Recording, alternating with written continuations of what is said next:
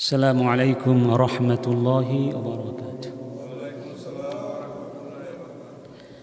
الحمد لله وكفى وسلام على عباده الذين اصطفى أما بعد فأعوذ بالله من الشيطان الرجيم بسم الله الرحمن الرحيم أحل الله البيع وحرم الربا صدق الله العظيم. সম্মানিত উপস্থিতি, আলহামদুলিল্লাহ, আল্লাহ সুবহানাহু ওয়া তাআলার সমস্ত প্রশংসা এবং শুকরিয়া, যিনি আমাদেরকে সৃষ্টি করেছেন এবং আমাদেরকে সঠিক পথের দিশা দান করেছেন, হিদায়াহ দান করেছেন।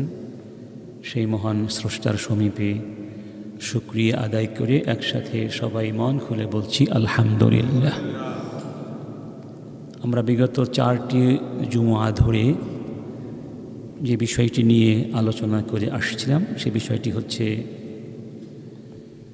সুদের ভয়াবহ পরিণাম, মুক্তির উপায়।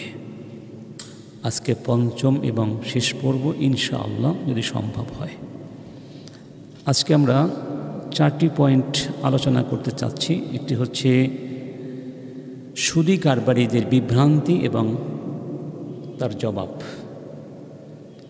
দ্বিতীয় পয়েন্ট হচ্ছে সুদের ইসলামী বিকল্প। তৃতীয় পয়েন্ট বর্তমান সমাজে বা আমাদের রাষ্ট্রে প্রচলিত কিছু সুদের বিবরণ। চতুর্থ পয়েন্ট আমাদের পক্ষ থেকে উপসংহার হিসাবে কিছু প্রস্তাবনা দেশ এবং জাতির কাছে। প্রথম পয়েন্ট কি বললাম? সুদী কারবারিদের বিভ্রান্তি এবং জবাব।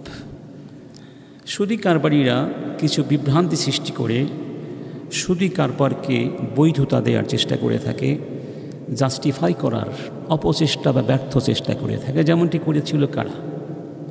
জাহিলি যুগের কাফির জনগোষ্ঠী।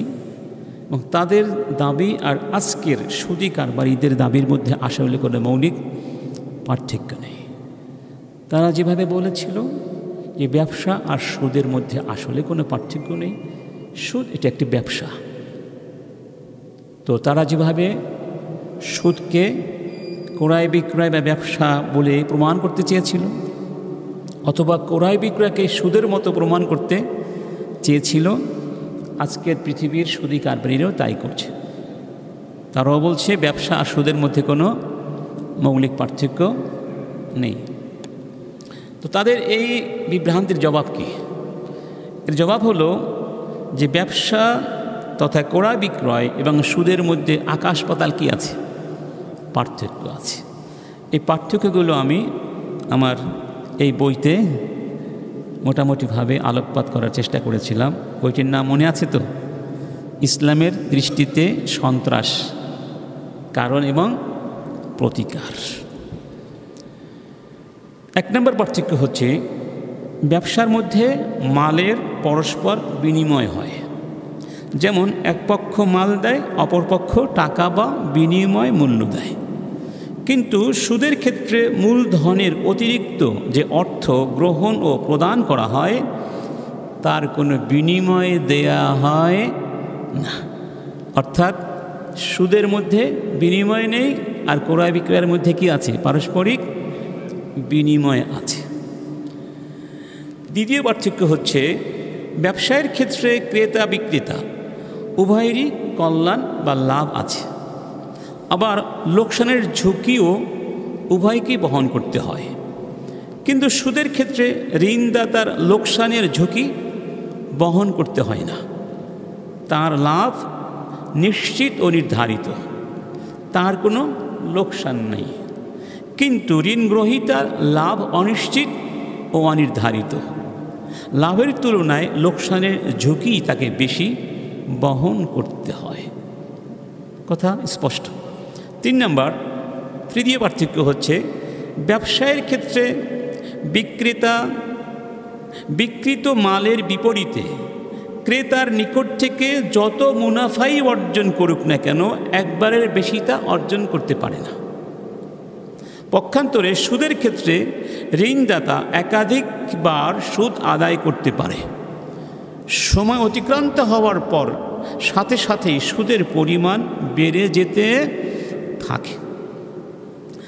4 নম্বর পার্থক্য, যে কোনো ব্যবসায়ীকে শ্রম, চিন্তা, বুদ্ধি, সময় ইত্যাদি ব্যয় করতে হয়, কিন্তু সুদী কারবারে ঋণদাতাকে শ্রম, বুদ্ধি ইত্যাদি ব্যয় করতে হয় না। 5 নম্বর পার্থক্য, ব্যবসার সম্পর্ক পণ্যের সাথে, অর্থাৎ এখানে পণ্যের ক্রয় বিক্রয় হয়, কিন্তু সুদের সম্পর্ক ঋণ ও সময়ের সাথে। 6, ব্যবসায়ে লাভ ও লোকসানে অংশীদারিত্ব হয়, যা ইসলামের দৃষ্টিতে অংশীদারি কারবারের একটি মূল নীতি, কিন্তু সুদের ক্ষেত্রে অংশীদারিত্ব নেই। 7, ব্যবসায়ের বুনিয়াদ হলো পারস্পরিক সহযোগিতা। এতে ক্রেতা বিক্রেতা একে অপরের কল্যাণের প্রতি লক্ষ্য রাখে, কিন্তু সুদের বুনিয়াদ হলো ব্যক্তি স্বার্থ চরিতার্থ করা। সুদের ক্ষেত্রে ঋণগ্রহীতার কল্যাণের প্রতি আসলে কোনো ভ্রুক্ষেপ করা হয় না।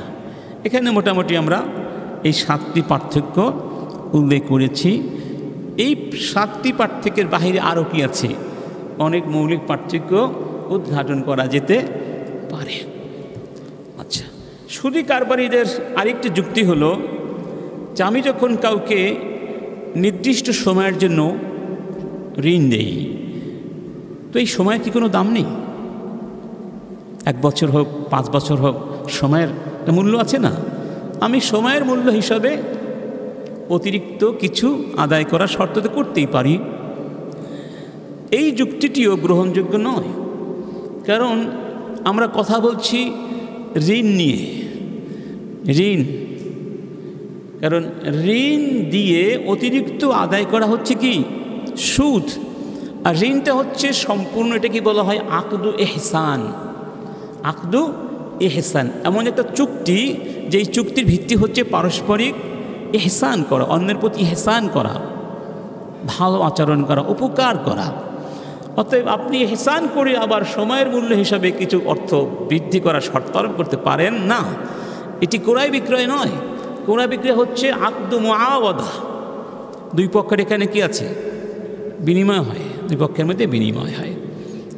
তৃতীয় আরেকটি যুক্তি তারা দেবার চেষ্টা করে থাকে, ধরুন আমি যে টাকা আপনাকে ঋণ দিলাম, ধরুন 5 লক্ষ টাকা, এই টাকাগুলো যদি আমার কাছে 5 বছর থাকতো তাহলে আমি তো ব্যবসা করতাম, ব্যবসা করলে আমার কি হতো, লাভ হতো। অতএব আপনি নিয়ে ব্যবসা করছেন, আপনার লাভ হয়েছে, সেই জন্য আমি এই মূল টাকার উপরে একটা অতিরিক্ত হার শর্ত আরোপ করতেই পারি। এই কথাটি গ্রহণযোগ্য নয়। কারণ কি, আপনি তো আমার সঙ্গে কোনো বিনিয়োগ চুক্তিতে আসেননি, এটি সম্পূর্ণ একটি ঋণ চুক্তি। এখানে আপনার সম্পদ বর্ধনের চিন্তা আপনি করতে পারেন না। দ্বিতীয়ত, বেশিরভাগ ক্ষেত্রে দেখা যায় যে মানুষ কখন ঋণ নেয়, যখন সে অভাবী হয়। তখন অভাবী ব্যক্তি ঋণ নিয়ে তো ব্যবসা করে না, সে ঋণ নিয়ে কী করে, কনজিউম করে। অতএব তার উপরে আপনি অতিরিক্ত চাপিয়ে দিতে পারেন না। হ্যাঁ, ধরেও যদি নেওয়া যায় সেই ব্যক্তি ব্যবসা করেছে বা করছে, লাভও হয়েছে বা হয়নি ইত্যাদি হতে পারে, হয়তো সে ব্যবসাও করতে পারে, যেটিকে বলা হয় আল কুরুদ আল ইনতাজিয়া, মানে উৎপাদনমুখী ঋণ, যে ঋণকে বিনিয়োগ করা। আচ্ছা, এটা যদি হয় তাহলে এখানেও সুদীদের অবস্থান গ্রহণযোগ্য নয়। কারণ হচ্ছে, ধরুন আমি আপনাকে ঋণ দিলাম এই শর্তে যে 100 টাকায় 30 টাকা সুদ দিতে হবে। তো আপনার তো 30 টাকা লাভ নাও হতে পারে, ঠিক না? আপনি কোত্থেকে দিবেন? জুলুম হয়ে গেল না? অথবা 30 টাকাই শুধু লাভ হলো, সবটুকুই দিয়ে দিলেন, আপনার কষ্ট মাটি হয়ে গেল। অথবা একেবারে কোনো লাভই হলো না, তাহলে সে কোত্থেকে দিবে? আচ্ছা, ধরুন এই টাকাটি আপনার কাছেই ছিল, আপনি এই টাকা দিয়ে ব্যবসা করেছেন। আপনি ব্যবসা করলেও যে লাভ হবেই তার গ্যারান্টি ছিল, বরং আপনি ব্যবসা করলেও তো লাভ নাও হতে পারত, বরং মূলধন পর্যন্ত চলে যেতে পারত। অতএব আপনি আপনার ব্যাপারে যে সম্ভাবনা চিন্তা করেন, সেটি মাথায় যদি আপনি একটু নিয়ে ভাবেন, তাহলে সহজেই বুঝতে পারবেন আসলে সুদের এই ব্যবস্থাপনা সম্পূর্ণ শয়তানি ব্যবস্থাপনা। এর ভিত্তি হচ্ছে শোষণ, নির্যাতন এবং এক্সপ্লয়টেশন, অন্য মানুষের অভাব এবং দারিদ্র্যকে ব্যবহার করে নিজের স্বার্থ চরিতার্থ করার হীনমন্যতাবোধ। আচ্ছা, এই পয়েন্ট আমরা এখানেই রেখে দিই, কারণ এই ব্যাপারে আরও অনেক আলোচনা করা যেতে পারে। তো যত বিভ্রান্তি সৃষ্টি করে সুদকে জাস্টিফাই করার চেষ্টা করা হোক না কেন, সুদ কিয়ামত পর্যন্ত হালাল হওয়ার কোনো সম্ভাবনা নাই। কারণ সুদ হারাম করেছেন কে? আল্লাহ, যিনি সমস্ত পৃথিবীর মালিক, সমস্ত জ্ঞানের আধার। অতএব গোটা পৃথিবীর মানুষ একত্রিত হয়েও যদি বলে সুদ ভালো, সুদের মধ্যে কল্যাণ আছে, তাহলে মুমিন তা বিশ্বাস করতে পারে না এবং সেটা কখনোই গ্রহণযোগ্য হতে পারে না। তাই আমরা বুঝি আর না বুঝি, সুদ নিষিদ্ধকরণের হিকমত আমরা অনুধাবন করতে পারি আর নাই বা পারি, এতটুকুই আমাদের জন্য যথেষ্ট। সুদ আল্লাহ হারাম করেছেন, তাই সুদের সাথে আমাদের কোনো সম্পর্ক থাকতে পারে না। এবার আসুন, বলতে পারেন এখন তো পৃথিবীর সুদ দিয়েই চলছে, সুদ ছাড়া তো চলা যায় না। সুদ ছাড়া চলা যায় না এ কথা আজকের পৃথিবীতে বলা ঠিক না। কারণ কি, আজকের পৃথিবীতে ইসলামী অর্থ ব্যবস্থা ভিত্তিক অসংখ্য ব্যাংকই হয়েছে, প্রতিষ্ঠিত হয়েছে। শুধু বাংলাদেশে নয়, বিশ্বের বিভিন্ন দেশে, এমনকি অমুসলিম দেশগুলোতেই এখন ইসলামিক ব্যাংক আছে।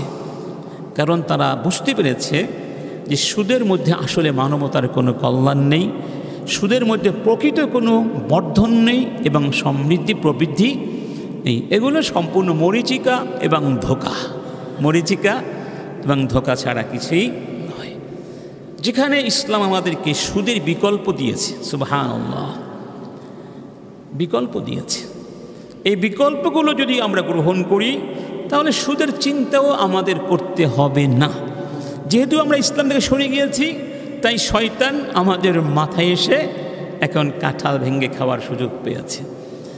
এই জন্য আমি এখন এই দ্বিতীয় পয়েন্টে বাদাইল আর রিবা, সুদের বিকল্পগুলো আলোচনা করব। আল বাদাইল আল ইসলামিয়া লির রিবা। বাদিল মানে সাবস্টিটিউট, মানে বিকল্প যেগুলো। সুদের শ্রেষ্ঠ বিকল্প, যেই বিকল্প বাস্তবায়ন করে ইসলাম সুদকে 100% মূলোৎপাটিত করতে সক্ষম হয়েছিল এবং যেই বিকল্পের উপর ভিত্তি করে অর্থ ব্যবস্থা প্রতিষ্ঠিত করে ইসলাম দারিদ্র্য মোচন করতে সক্ষম হয়েছিল 100%, সেই বিকল্পের নাম আয-যাকা। বারাকাল্লাহু ফিক। নিজামুজ যাকা, যাকাত ব্যবস্থাপনা। যাকাত ব্যবস্থাপনা খুব সহজ। সুদ দরিদ্র জনগোষ্ঠীর সম্পদ চুষে চুষে ধনীদের হাতে তুলে দেয়। তারা জোকের মতো রক্তগুলো শোষণ করতে থাকে। পক্ষান্তরে যাকাত ব্যবস্থা ধনীদের সম্পদ দরিদ্র জনগোষ্ঠীর হাতে তুলে দেয় এবং আনকন্ডিশনাল নিরঙ্কুশ মালিকানা দিয়ে দেয়, নিরঙ্কুশ ওনারশিপ সহ তাকে দিয়ে দিতে হয়। এখানে কোনো করুণার অর্থ নাই, এটি তার হক। আল্লাহ পাক বলছেন, ওয়াফি আমওয়ালিহিম হাক্কুম মা'লুম লিস-সাইলি ওয়াল মাহরুম, অথবা ওয়াফি আমওয়ালিহিম হাক্কুন লিস-সাইলি ওয়াল মাহরুম, দুই জায়গায় বলা হয়েছে। এটি হচ্ছে হক দরিদ্রের।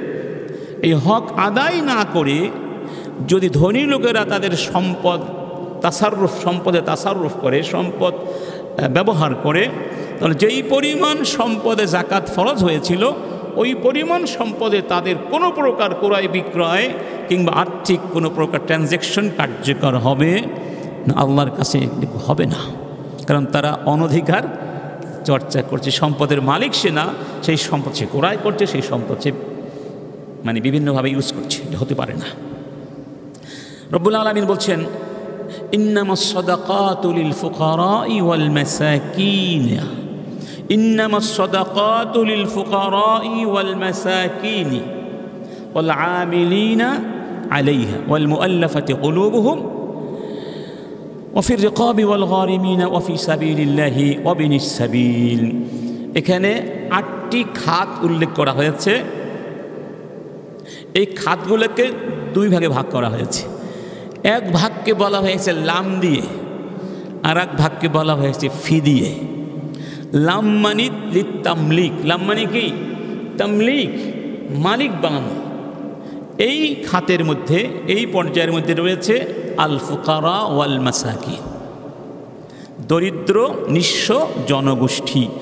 মানে জাকাতের মূল লক্ষ্য শুধু একটাই না, জাকাতের লক্ষ্য শুধু দারিদ্র্য বিমোচন করা নয়, জাকাতে আরও অনেক লক্ষ্য আছে। তো সব লক্ষ্যের মধ্যে প্রধান লক্ষ্য হচ্ছে দারিদ্র্য বিমোচন করা। আর দারিদ্র্য বিমোচিত হয়ে গেলে তো আর মানুষ সুদের ঋণ নিতে আসবে না। আসবে? কশিনকালেও তাদের মাথায় এটা আসবেও না, প্রয়োজন হবে। এজন্য ইবনে হাজম রাহিমাহুল্লাহ সাঈদ বিন মনসুর অথবা সাদ বিন মনসুর এর তরিক বা পন্থায় রিওয়ায়াত করছেন, আলী ইবনে আবি তালেব বলেছেন ইন্নাল্লাহা ফারাদা আলাল আগনিয়াই ফি আমওয়ালিহিম বিকদ্রি মা ইয়াকফি ফুকারাআহুম, যে আল্লাহ সুবহানাহু ওয়া তাআলা ধনীদের সম্পদে ওই পরিমাণ জাকাত ফরজ করেছেন যেই পরিমাণ জাকাত দিয়ে দরিদ্র জনগোষ্ঠীর দারিদ্র্য বিমোচিত হতে পারে। ফাইন জাউ আও আরাও আও জাহিদু ফাবিমানইল আগনিয়া, যদি দেখো কোনো সমাজে ক্ষুধার্ত মানুষ আছে কিংবা এমন জনগোষ্ঠী আছে যারা দারিদ্র্যের সাথে পাঞ্জা লড়ছে, দারিদ্র্যের কষাঘাতে জর্জরিত হয়ে গেছে, অথবা যারা মাথা গোঁজবার ঠাঁই পাচ্ছে না কিংবা লজ্জাস্থান নিবারণ করার মতো, মান সম্মান নিয়ে বাঁচার মতো পোশাক পাচ্ছে না, তাহলে জেনে রেখো ওই সমাজের ধনীরা জাকাত আদায় করে না। ওয়া হাক্কুন আলাল্লাহ আন ইউহাসিবাহুম ইয়াউমাল কিয়ামাহ ওয়া ইউআযযিবাহুম আযাবাহ। তখন আল্লাহ সুবহানাহু ওয়া তাআলার উপরে অবধারিত হয়ে যায় যে এই মানুষগুলোকে আল্লাহ কিয়ামতের ময়দানে কঠিন হিসাব নিকাশ নেবেন এবং তাদেরকে কঠিন শাস্তি দিবেন। বাস্তব কথা, আসলেই যে সমাজে জাকাত ব্যবস্থাপনার কি আছে, প্রচলন আছে, সুষ্ঠু ব্যবস্থাপনা আছে জাকাতের, সে সমাজে দারিদ্র্য আসলে খুঁজে পাওয়া কি হয়ে যাবে, অসম্ভব হয়ে যাবে। ডক্টর ইউনুস বলুন আর পৃথিবীর সমস্ত অর্থনীতিবিদদের কথাই বলুন, যারা এই ক্ষুদ্র ঋণের মাধ্যমে অথবা সুদভিত্তিক কার্যকলাপের মাধ্যমে দারিদ্র্যকে মানে জাদুঘরে পাঠাতে চায়, এটা কোনোদিন সম্ভব হবে না। দারিদ্র্যকে জাদুঘরে পাঠাতে হলে ইসলামের জাকাত ব্যবস্থার কোনো বিকল্প নেই। বরং যারা ঋণ, সুদভিত্তিক ঋণ দিয়ে দারিদ্র্য মোচন করতে চায়, দারিদ্র্যকে জাদুঘরে পাঠাতে চায়, এইগুলোকে ধরে ধরে জাদুঘরে পাঠিয়ে দেওয়া দরকার। ঠিক না বেঠিক?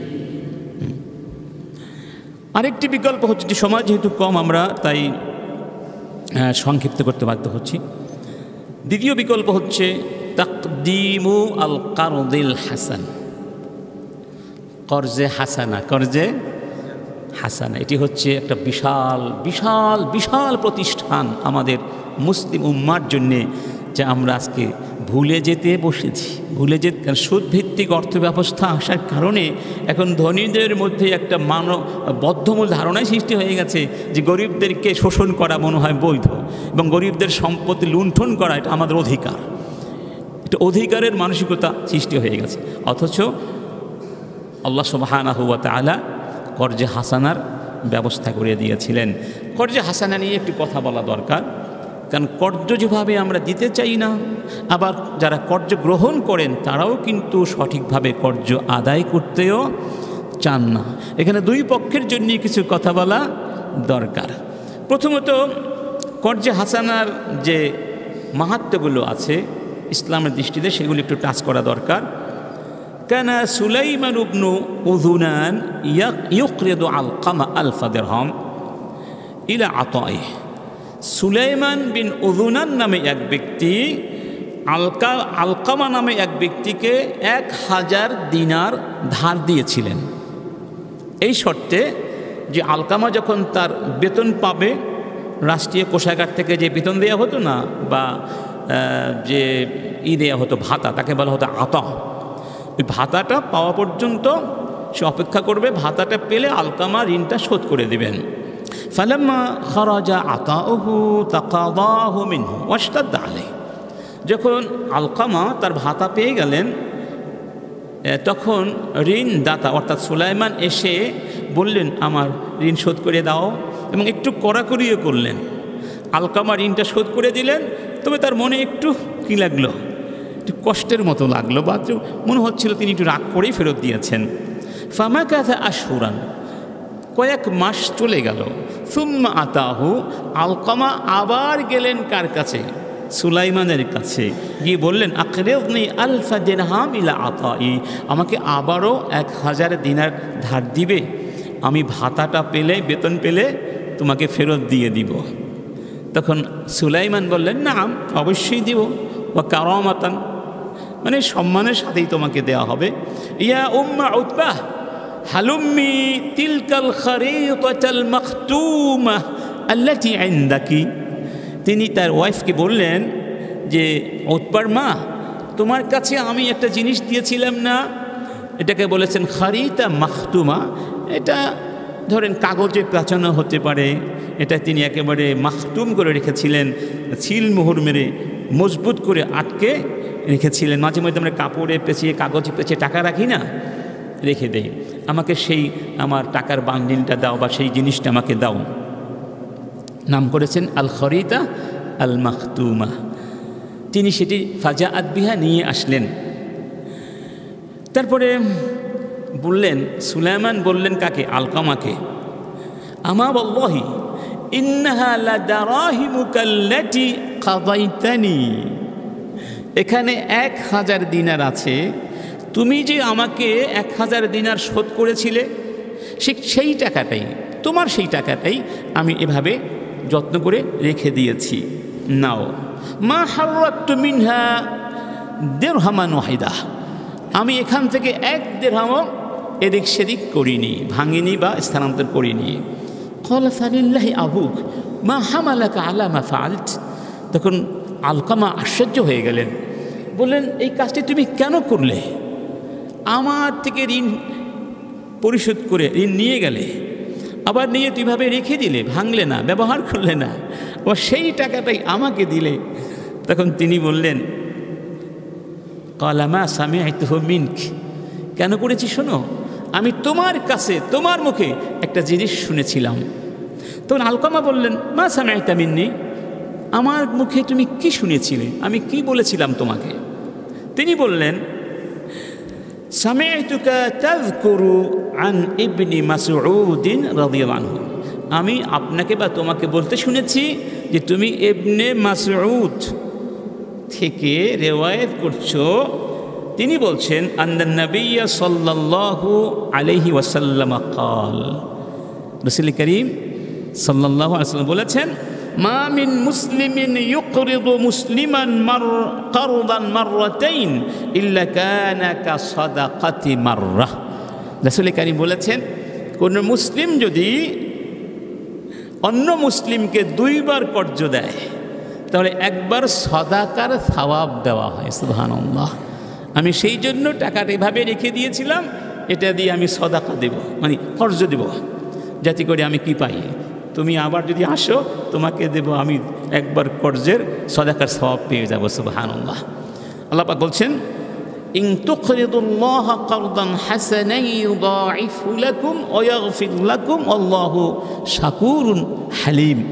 তোমরা যদি আল্লাহকে কর্জে হাসানা দাও, আল্লাহ পাক তোমাদের এই কর্জকে বহু বহু গুণে বর্ধিত করে দেবেন, তোমাদেরকে মাফ করে দেবেন, কারণ তিনি শাকুর, তিনি হালিম। এখানে কর্জে হাসানা বলতে আরও অনেক অর্থ আছে, আল্লাহর পথে দান খয়রাত করা, এগুলো সব অর্থ এখানে আছে।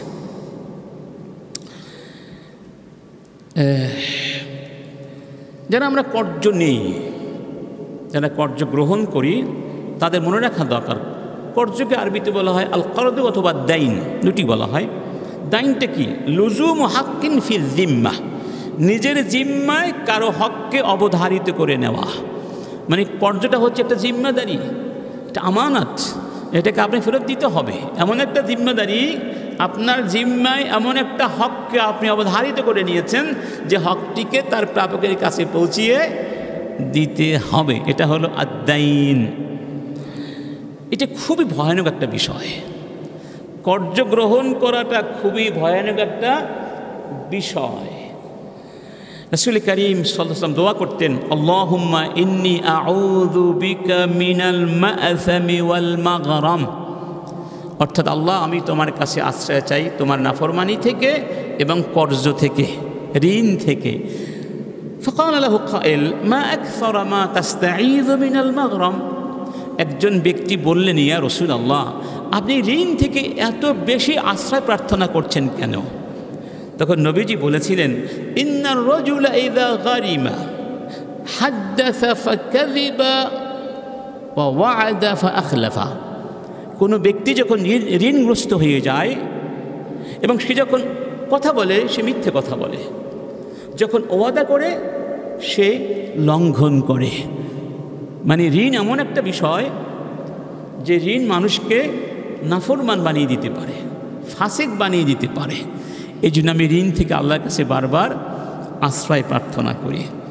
অন্য হাদিসে বলা হয়েছে, ওয়াল্লাযী নাফসি বিয়াদিহি, যেই আল্লাহর হাতে আমি মুহাম্মাদের জীবন তার কসম করে বলছি, লাউ আন্না রাজুলান কুতিলা ফি সাবিলিল্লাহ সুম্মা উহিয়া সুম্মা কুতিলা সুম্মা উহিয়া সুম্মা কুতিলা ওয়া আলাইহি দাইন মা দাখালাল জান্নাহ হাত্তা ইউকদা আনহু দাইনুহু, কোনো ব্যক্তি যদি আল্লাহর পথে শহীদ হয়ে যায়, তারপরে আবার তাকে জীবিত করে দেওয়া হয়, আবার আল্লাহর পথে শহীদ হয়ে যায়, আবার জীবিত করে দেওয়া হয়, আবার আল্লাহর পথে শহীদ হয়ে যায়, আল্লাহর কসম যদি তার উপরে ঋণ থাকে, সে জান্নাতে ততক্ষণ যেতে পারবে না যতক্ষণ তার ঋণকে পরিশোধ করে দেয়া হবে না তার পক্ষ থেকে, ততক্ষণ জান্নাতে যেতে পারবে। ঋণটা কি সহজ ব্যাপার? আমরা যে মানুষকে ঋণ নিয়ে ঘুরাই, ঋণ পরিশোধ করার ক্ষমতা থাকা সত্ত্বেও অনেকে ঘুরায়, আছে না? এটা জুলুম। নবীজি বলছেন, মাতলুল গনি যুলমুন, মানে কেউ যদি ঋণ শোধ করবার সক্ষমতা অর্জন করে তারপরেও ঋণদাতাকে শুধু ঘুরায়, কালক্ষেপণ করতে থাকে, এটা এক প্রকার জুলুম। একজন সাহাবী যখন মারা গিয়েছিলেন, রাসূলকে জানাজা পড়তে বলা হয়েছিল, জানাজা ইমামতি করতে বলা হয়েছিল, রাসূল করিম জানতে পেরেছিলেন তার উপরে 2 দিনার কর্জ আছে, 2 দিনার সে কর্জ করেছিল, পরিশোধ করেনি। বলেছিলেন, আমি জানাজা পড়ব না, তোমরা পড়ো। তখন কাতাদা নামে এক সাহাবী বললেন, ইয়া রাসূলুল্লাহ, আমি তার 2 দিনার পরিশোধ করে দিব, আপনি ইমামতি করুন। সুবহানাল্লাহ। পরের দিন যখন দেখা হলো কতাদার সাথে, বললেন, কতাদা ঋণ শোধ করে দিয়েছ? বললেন, হ্যাঁ, শোধ করে দিয়েছি। রাসূল করিম তখন বলেছিলেন, আল আনা বারাদাত আলাইহি জিলদুহ, এখন তার চামড়া ঠান্ডা হয়েছে। তাহলে কি বোঝা যায়? ঋণ শোধ না করা পর্যন্ত কবরে শান্তি নাই। এই জন্য ঋণ গ্রহণ করার সময় 3টি জিনিস খেয়াল রাখতে হবে। 1 নম্বর, আইয়াকুন আজিমান আলাল ওয়াফা, অবশ্যই আমি ঋণ পরিশোধ করে দেব, এই সংকল্প নিয়ত থাকতে হবে। 2 নম্বর, আইয়ালামা আও ইয়াগলিবা আলা যান্নিহি আন্নাহু সায়াকদিরু আলাল ওয়াফা, এরকম বিশ্বাস থাকতে হবে অথবা প্রবল ধারণা থাকতে হবে আমি ঋণটা শোধ করার সক্ষমতা অর্জন করতে পারবো।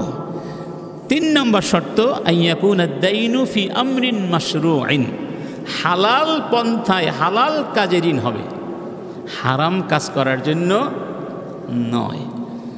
কেউ যদি ঋণ নেওয়ার সময় এই নিয়াত করে যে আমি অবশ্যই ঋণটা শোধ করে দেব ইনশাআল্লাহ, তাহলে আল্লাহ পাক তাকে সাহায্য করেন। রাসূল কারীম বলছেন, এটা বুখারীর হাদিস, মান আখাযা আমওয়ালান নাস ইউরিদু আদাআহা, যেই ব্যক্তি মানুষের সম্পদ গ্রহণ করে মানে ঋণ হিসাবে যখন নেয় অথবা অন্য কোনো কারণে নিতে পারে এবং সে নেয়ার সময় এই অভিলাষ ইন্টেনশন রাখে মনের ভেতরে আমি এটিকে আবার ফিরিয়ে দেব, আদাল্লাহু আনহু, আল্লাহ তার পক্ষ থেকে এটা আদায় করে দেন, অর্থাৎ আল্লাহ তাকে এটা আদায় করে দেবার তৌফিক দান করেন।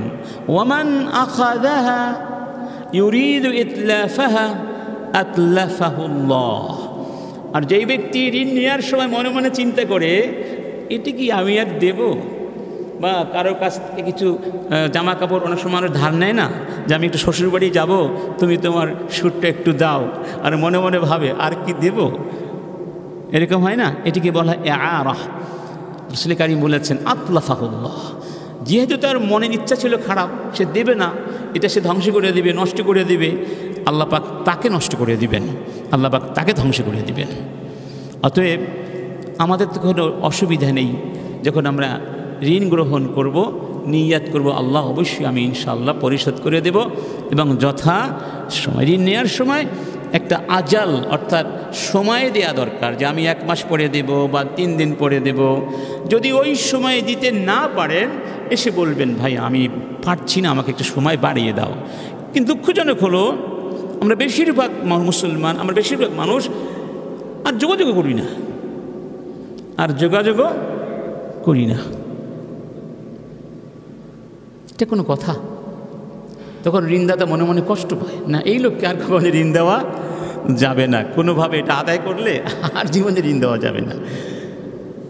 সমস্যা থাকতেই তো পারে, ঠিক না, সামনে সেটা আসবে। এরপরে যদি ঋণগ্রস্ত হয়ে যান কেউ আর ঋণ শোধ করতে আদৌ পারছেন না, কষ্ট হচ্ছে, তাহলে কিছু আমলও আছে। রাসূল কারীম আমলগুলো শিখিয়ে দিয়েছেন। যেমন ধরুন এক মুকাতেব বলে সেই দাসকে, যেই দাস মনিবের সাথে চুক্তিবদ্ধ হয়েছে যে আমি এই পরিমাণ টাকা শোধ করলে আমাকে আপনি আজাদ করে দিবেন। তো আসলেন রাসূলের কাছে, লোকটার চেহারা খুব বিমর্ষ। রাসূল জানতে পারলেন সব কিছু, তখন বললেন আমি একটা দোয়া কি তোমাকে শিখিয়ে দেব না? এই দোয়াটি পড়লে কি হবে? লাউ কানা আলাইকা মিসলু জাবালি সিরিন দাইনান আদাল্লাহু আনকা, যদি সির পাহাড়ের সমানও ঋণ থাকে তোমার, আল্লাহ শোধ করে দিবেন এই দোয়াটি পড়লে। সুবহানাল্লাহ। দোয়াটি কি? দোয়াটি সহজ, আমরা সবাই দোয়াটি মোটামুটি জানি, সবাই একবার পড়ি। আল্লাহুম্মা কফিনি বিহালালিকা আন হারামিক ওয়া আগনিনি বিফাদলিকা আম্মান সিওয়াক।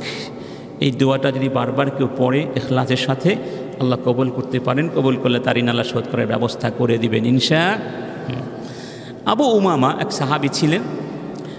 রাসূল দেখলেন তিনি মসজিদে বসে আছেন, এমন সময় যখন নামাজের সময় নয়, বললেন মানি আরাকা ফিল মসজিদি ফি গায়রি ওয়াক্তিস সালাহ, কি ব্যাপার তোমাকে অসময়ে মসজিদে দেখতে পাচ্ছি, এখন তো নামাজের সময় নয়, কি ব্যাপার?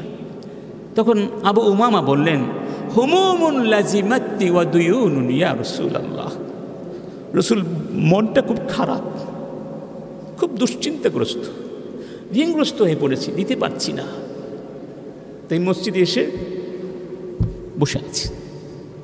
রাসূল কারীম বললেন আফালা উআল্লিমুকা কালামান, আমি কি এমন কথা শিখিয়ে দিব তোমাকে, ইযা কুলতা ইযা আনতা কুলতা, যদি এই কথাগুলো তুমি বলো, আযহাবাল্লাহু আনকা হাম্মাক ওয়া কাদা আনকা দাইনাক, আল্লাহ তোমার দুশ্চিন্তাগুলো দূর করে দিবেন, তোমার ঋণের বোঝা আল্লাহ পাক হালকা করে দেবেন, পরিশোধ করে দেবেন ইনশা। কুল ইদা আসবাহাতা ওয়া ইদা আমসাইতা, সকালে বিকালে এই কথাগুলো বলবে। সবাই বলি আল্লাহুম্মা ইন্নী আউযু বিকা মিনাল হাম্মি ওয়াল হাযান ওয়া আউযু বিকা মিনাল আজজি ওয়াল কাসাল ওয়া আউযু বিকা মিনাল জুবনি ওয়াল বুখল ওয়া আউযু বিকা মিন গলাবাতিদ দাইনি ওয়া কাহারির রিজাল। সময় যেহেতু কম, অর্থ করার সুযোগ নাই, আমরা আলোচনা করছি সুদের বিকল্প নিয়ে। 3 নম্বর বিকল্প। কয়টা হলো? 2টো হলো না? 3 নম্বর ইসারুল মু'সির। ইসারুল মু'সির মানে হলো অসচ্ছল ব্যক্তিদেরকে ঋণ পরিশোধ করবার জন্য সময় বৃদ্ধি করে দেয়া, এটিকে বলা হয় ইনজারুল মু'সির। এই ব্যাপারে আগেও বলেছিলাম, কুরআনুল কারীমে বলা হয়েছে ওয়া ইন কানা যু উসরাতিন ফানাযারাতুন ইলা মাইসারাহ, যদি ঋণ শোধ করতে না পারে, অসচ্ছল হয়, তাহলে তোমরা একটু সময় বাড়িয়ে দাও, অবকাশ দাও। ওয়া আন তাসাদ্দাকু খায়রুল লাকুম, আর যদি একেবারেই মাফ করে দিতে পারো তাহলে তো আরও অনেক ভালো। ইন কুনতুম তা'লামুন, যদি তোমরা তা বুঝতে বা জানতে। সুবহানাল্লাহ। তো অসচ্ছল অভাবগ্রস্ত লোকদের জন্য ঋণ পরিশোধ করবার সুযোগ বৃদ্ধি করে দেয়া, এটা একটা বড় ইবাদত। এই ইবাদতের সুফল কি? আল্লাহ সুবহানাহু ওয়া তাআলা কিয়ামতের ময়দানে এই ব্যক্তিকে ছায়া দান করবেন, যেই ব্যক্তি অবকাশ দিয়েছে অসচ্ছল ব্যক্তিকে ঋণ পরিশোধ করার জন্য। রাসূল কারীম বলছেন মান আনযারা মু'সিরান আও ওয়াদা আলা, যেই ব্যক্তি কোনো মু'সিরকে সুযোগ করে দেবে অথবা মাফ করে দেবে, আযাল্লাহুল্লাহু ইয়াউমাল কিয়ামাহ তাহতা যিল্লি আরশিহি ইয়াউমা লা যিল্লা ইল্লা যিল্লুহ, সেই ব্যক্তিকে আল্লাহ কিয়ামতের দিন আরশের ছায়া দান করবেন, যেই দিন আল্লাহর ছায়া ছাড়া কোনো ছায়া থাকবে না। 2 নম্বর, কিয়ামতে তো আরও অনেক কঠিন অবস্থা অতিক্রম করতে হবে, এগুলোকে বলা হয় কুরাবু ইয়াউমিল কিয়ামা। কুরাব মানে মুসিবত। কিয়ামতের যে বিশাল বিশাল মুসিবত রয়েছে, এই মুসিবতগুলো থেকে আল্লাহ পাক তাকে উদ্ধার করে দিবেন। সুবহানাল্লাহ। আন্না আবু কাতাদা তালাবা গরিমান লাহ ফাতাওয়ারা আনহু সুম্মা ওয়াজাদা। আবু কাতাদা নামে এক সাহাবী ছিলেন, তিনি আরেকজন ব্যক্তিকে ঋণ দিয়েছিলেন। যখন ঋণ চাইতে গিয়েছিলেন, সেই ঋণ গ্রহীতা আত্মগোপন করেছিল, গা ঢাকা দিয়েছিল। পরে একদিন তিনি তাকে সামনে পেয়ে গেলেন, পেয়ে বললেন কি ব্যাপার, তুমি গা ঢাকা দিচ্ছ কেন? তিনি বললেন ইন্নী মু'সির, লজ্জায় আমি মু'সির, আমি ঋণটা শোধ করতে পারছি না, তো আমার সক্ষমতা নাই, সচ্ছলতা নাই, তাই আমি আপনাকে দেখলে গা ঢাকা দেই। তখন আবু কাতাদা বলেন আল্লাহ, সত্যি আল্লাহ? বলেন হ্যাঁ। তখন আবু কাতাদা বললেন ফাইন্নী সামি'তু রাসূলাল্লাহি সাল্লাল্লাহু আলাইহি ওয়াসাল্লাম ইয়াকুল, তুমি আমাকে দেখে সেজন্য গা ঢাকা দাও যে তুমি ঋণ শোধ করতে পারছো না, আর আমি তোমাকে বারবার তাগাদা দিচ্ছি, অথচ আমি রাসূলের মুখে শুনেছি মান সাররাহু আইয়ুনজিয়াহুল্লাহু মান সাররাহু আইয়ুনজিয়াহুল্লাহু মিন কুরাবি ইয়াউমিল কিয়ামাহ ফালইউনাফিস আন মু'সিরিন আও ওয়াদা আনহু। যেই ব্যক্তি পছন্দ করে, যেই ব্যক্তি চায় যে আল্লাহ সুবহানাহু ওয়া তাআলা তাকে কিয়ামতের ময়দানে পরকালের সমস্ত কুরব মুসিবত থেকে রক্ষা করুন, সে যেন তার ঋণ গ্রহীতাকে সময় বাড়িয়ে দেয়। যদি সে অসচ্ছল হয় অথবা মাফ করে দেয়। সুবহানাল্লাহ। যতটুকু আমার মনে পড়ে পরে আবু কতাদা লোকটিকে মাফ করে দিয়েছিলেন। সুবহানাল্লাহ। আচ্ছা, আরেকটা হাদিসে পাওয়া যায় যে তালাক্কাতিল মালাইকাতু রূহা রাজুলিন মিম্মান কানা ক্বাবলাকুম ফাকালু আ'আমিলতা মিনাল খাইরি শাইআ। ফেরেশতারা তোমাদের পূর্বের জাতিগোষ্ঠীর মধ্য থেকে একজন ব্যক্তির রূহু গ্রহণ করে জিজ্ঞেস করেছিলেন, তুমি কি জীবনে কোনো ভালো কাজ করেছো?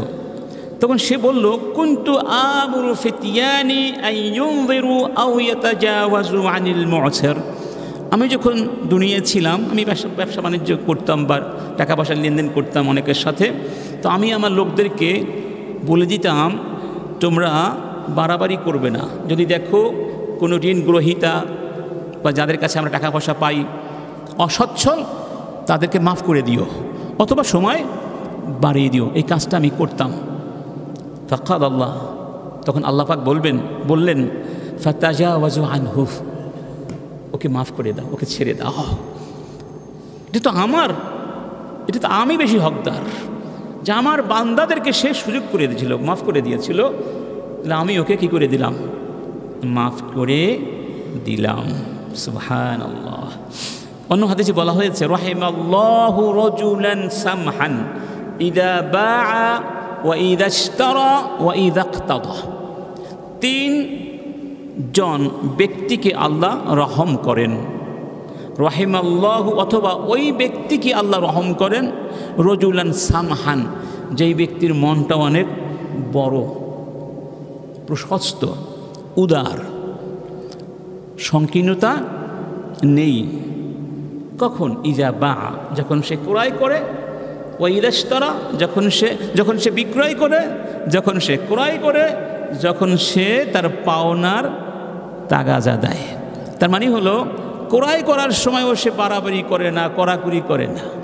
বিক্রয় করার সময়ও সে অত বেশি দাম কষাকষি করে না। চেষ্টা করে ক্রেতাকে অল্প দামে দিতে, আবার ক্রেতা হলে চেষ্টা করে বিক্রেতাকে সে যা চায় তাই দিয়ে নিতে। মানে অনেক লোক আছে না, কিছু কিনতে গেলে একেবারে 1 ঘন্টা পর্যন্ত মুলামুলি করতে থাকে, একেবারে অসহ্য পরিবেশ তৈরি করে ফেলে। এটা আল্লাহ পছন্দ করেন না। এবং যখন সে পাওনা চায়, সে মানে খুব রুরু আচরণ করে না, উদার আচরণ করে। এই জাতীয় উদার ব্যক্তিকে আল্লাহ পাক রহমত করেন। সুবহানাল্লাহ। এক সাহাবীর নাম ছিল বুরাইদা। তিনি বলছেন, সামি'তু রাসূলুল্লাহি সাল্লাল্লাহু আলাইহি ওয়াসাল্লাম ইয়াকুল মান আনযারা মু'সিরান ফালাহু বিকুল্লি ইয়াউমিন মিসলা সাদাকাতিহি।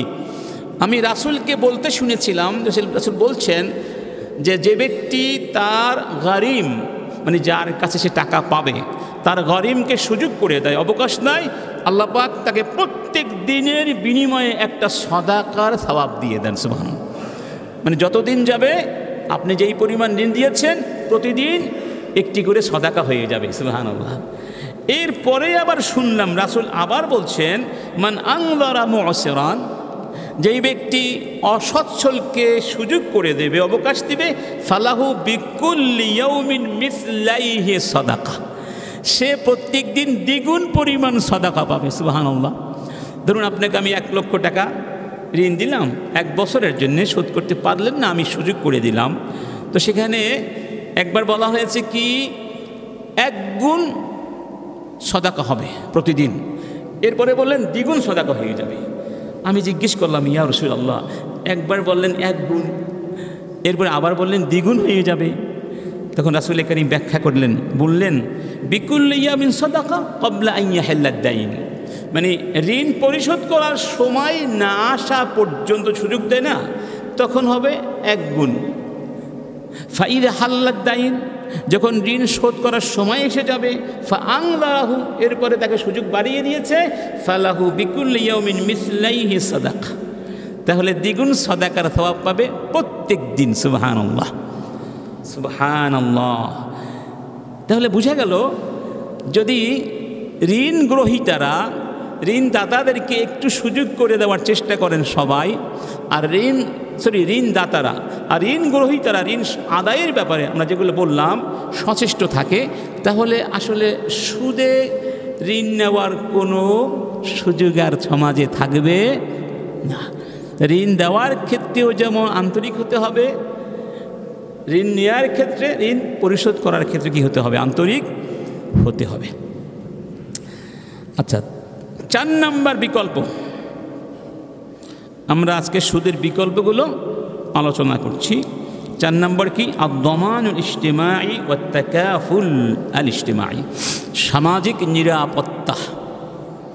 সামাজিক নিরাপত্তা যদি থাকতো, ইসলাম যেভাবে শিখিয়েছিল, দিয়েছিল, তাহলে দরিদ্র জনগোষ্ঠী সুদের ঋণ নেওয়ার কথা কখনোই চিন্তা করতো না। যে কেউ কি সুদের ঋণ সহজে নিতে চায়? সে জানে এটা আমাকে সুদে আসলে দিতে হবে, আমার লাভ হতে পারে, যদি ব্যবসাও করি নাও হতে পারে, আর ব্যবসা না করলে আমি কোত্থেকে দিব? কেউ তো সহজে সুদের ঋণ নিতে চায় না। আর দমানুল ইজতিমাঈ মানে যেটাকে আমরা বলি সোশ্যাল সিকিউরিটি। দেখুন রাসূল কারীম বলতেন, লাইসা লিবনি আদম হাক্কুন ফি সিওয়া হাযিহি আল খিসাল, বাইতুন ইয়াসকুনুহু ওয়া সাওবুন ইউওয়ারি আওরাতাহু ওয়া জিলফুল খুবজি ওয়াল মা। এই কয়েকটা জিনিস ছাড়া মানুষের আর কোনো অধিকার নাই। হাদিসের শাব্দিক অর্থ বললাম। সেগুলো কি? একটা ছোট ঘর, যেই ঘরে সে বসবাস করতে পারে, একটা ঘর যেখানে সে বসবাস করতে পারে, মাথা গোজার ঠাঁই পায়, এবং এক টুকরা কাপড়, যে কাপড় দিয়ে সে তার আওরাতকে সতর্কে ঢাকতে পারে, এবং একটু পানি আর কিছু রুটি, শক্ত রুটি, যেটি দিয়ে তার শেষ নিঃশ্বাস বা বেঁচে থাকতে পারে। তাহলে আমরা যেটাকে বলি খাদ্য, বস্ত্র, শিক্ষা, চিকিৎসা, এখানে হাদিসে কয়টার কথা বলা হয়েছে? জায়গা, থাকার জায়গা, পরার জন্য পোশাক, খাওয়ার জন্য পানি এবং রুটি। কেউ যখন এই 3টা জিনিস পেয়ে যায়, অর্থাৎ এই হাদিসের অর্থটা কি? অর্থ হলো এই 3টি হলো মানুষের মৌলিক প্রয়োজন। এই 3টি প্রয়োজন মানুষের আসল প্রয়োজন। তাহলে এই 3টি প্রয়োজন যদি মানুষ পূরণ করতে না পারে, তাহলে মানুষের জীবন চলে না, জীবনের চাকা স্তব্ধ হয়ে যায়, চাকা থেমে যায়। আর এই 3টি মৌলিক প্রয়োজন যদি সরকার বা রাষ্ট্র ব্যবস্থা, সমাজ ব্যবস্থা পূরণ করতে না পারে, বুঝতে হবে সেই রাষ্ট্র ব্যবস্থা ব্যর্থ, ওই রাষ্ট্র ব্যবস্থা ব্যর্থ। রাসূল কারীম বলতেন, মান তারাকা মালান ফালিওয়ারাসাতিহি ওয়া মান তারাকা কাল্লান ফাইলাইনা। যারা সম্পদ রেখে মরে যাবে, সেই সম্পদ তাদের উত্তরাধিকারীরা পেয়ে যাবে। আর যদি কেউ কাল্লুন রেখে মারা যায়, কাল্লুন মানে এমন পরিবারের সদস্য যাদের ভরণ পোষণ সে রেখে যেতে পারেনি, ছেলে মেয়ে রেখে গেছে, স্ত্রী, কিন্তু তাদের জন্য কোনো সম্পদ রেখে যেতে পারেনি, ফাইলাইনা, তাদের সমস্ত দায় দায়িত্ব আমরা বহন করবো। সুবহানাল্লাহ। তো রাষ্ট্র যদি এই ঘোষণা দেয় আজকে থেকে, যদি কেউ এমন অবস্থায় মরে যায়, তার ঘর নাই বা থাকার জায়গা নাই, সম্পদ নাই, তাহলে তো মানুষ এত টেনশন করতো না, করতো?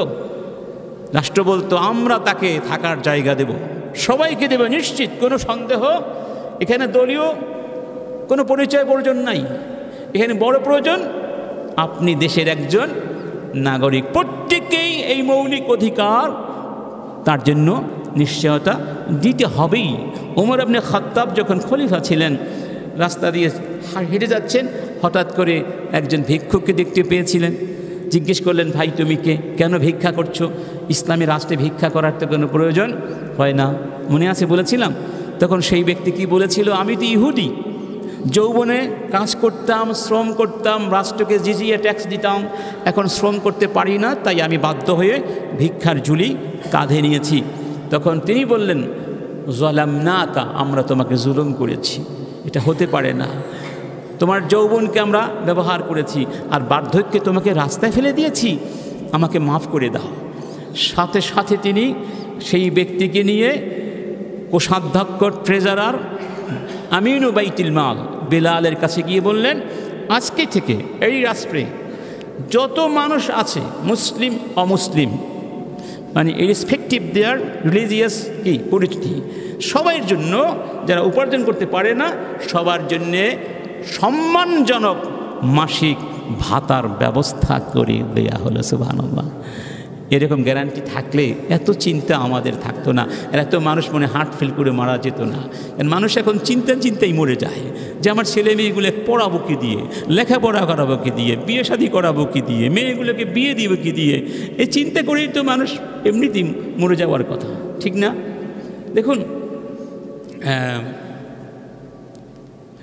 উমর বিন খাত্তাবের কথাই বলি। উনি তো রাত্রিবেলা ঘুরে ঘুরে দেখতেন কেমন আছে দেশের জনগণ। একদিন একটা বাড়ির পাশ দিয়ে যাচ্ছিলেন, একটা ঘরের পাশ দিয়ে। ঘরের মধ্যে রাতের প্রথমাংশে একটা বাচ্চার কান্নার শব্দ শুনলেন। বাচ্চাটি তীব্র কান্নায় ফেটে পড়ছে। তখন ঘরের বাহির থেকে বললেন, ইয়া উম্মা ওয়ালাদ, হে বাচ্চার মা, হাদ্দি ই ওয়ালাদ, কি তুমি তোমার বাচ্চাকে ঠান্ডা করো, তার কান্না বন্ধ করার চেষ্টা করো। তো কিছুক্ষণ পরে বাচ্চার কান্নাটা বন্ধ হলো। গভীর রাতে আবার তিনি বের হলেন, আবারও কান্না শুনতে পেলেন, আবারও ওই কথাটি বললেন।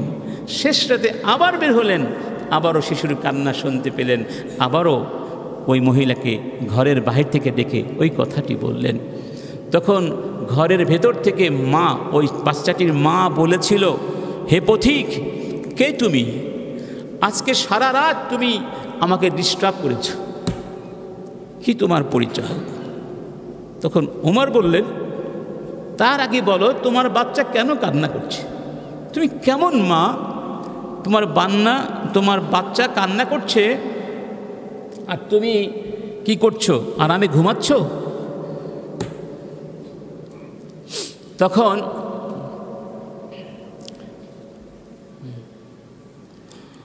ওই মহিলা বলেছিল, আমাদের খলিফা আইন করেছে,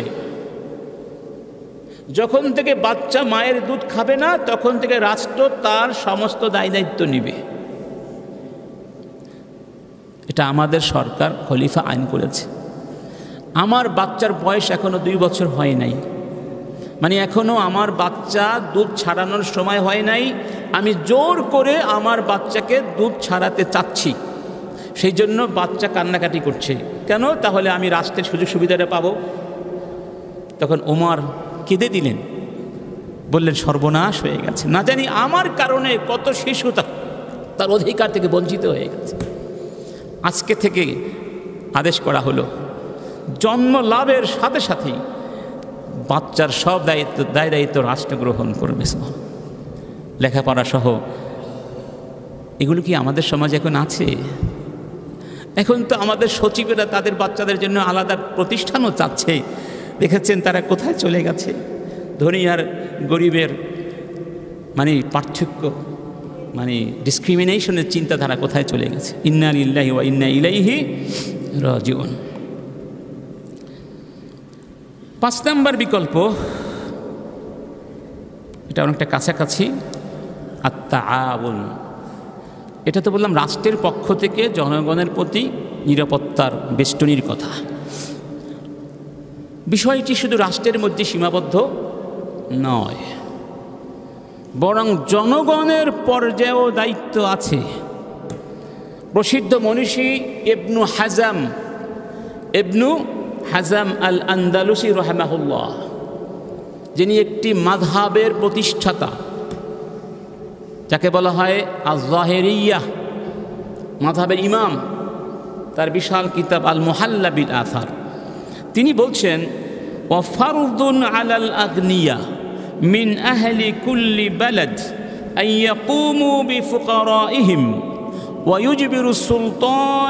ইউজবিরুহুম সুলতানু আলা যালিক ইযা লাম তাকুমিজ যাকাওয়াতু বিহিম। অর্থ হলো, যদি জাকাতের সম্পদে দরিদ্র জনগোষ্ঠীর দারিদ্র্য বিমোচিত না হয়, তাদের প্রয়োজন পূরণ না হয়, তাহলে সরকার জনগণকে বাধ্য করবে, জনগণের মধ্যে যারা ধনী আছে তাদেরকে বলবে, তোমাদের সম্পদ থেকে আরও কিছু সম্পদ দিতে হবে এই দরিদ্র জনগোষ্ঠীর দারিদ্র্য বিমোচন করার জন্যে। সুবহানাল্লাহ। ফারদুন, তিনি বলেছেন ফারদুন মানে ফরজ, আলাল আগনিয়া, ধনীদের উপরে, মিন আহলি কুল্লি বালাদ, প্রত্যেক দেশের জনগণের মধ্যে, আইয়াকুমু বিফুকারাহিম, তারা তাদের ফকিরদেরকে ভরণ পোষণ করবে, পৃষ্ঠপোষকতা করবে, তাদের অভাব দূর করবে। এটা যাকাতের বাহিরের কথা বলছে কিন্তু, অর্থাৎ পারস্পরিক সহযোগিতার যে কনসেপ্ট ইসলাম দিয়েছে এটা অনেক ব্যাপক, এটা অনেক ব্যাপক, শুধু যাকাতের মধ্যেই সীমাবদ্ধ নয়। এই জন্য হাদিসে বলা হয়েছে ফিল মালি হাক্কুন সিওয়াজ যাকাত, অর্থাৎ যাকাত ছাড়াও সম্পদে কি আছে, হক আছে। প্রসিদ্ধ সাহাবী আবু বকরিন রাদিয়াল্লাহু আনহু বলছেন, ইন্না আসহাবাস সুফফা কানু উনাসুন ফুকারা, আহলুস সুফফারা ছিলেন গরিব মানুষ। আর নবীজি বলতেন, ওয়া আন্না রাসূলুল্লাহ কানা ইয়াকুল মান কানা ইনদাহু তাআমু ইসনাইনি ফালিয়াযহাব বিসালিস ওয়া মান কানা ইনদাহু তাআমু আরবাআহ ফালিয়াযহাব বিখামিসিন ওয়া সাদিস।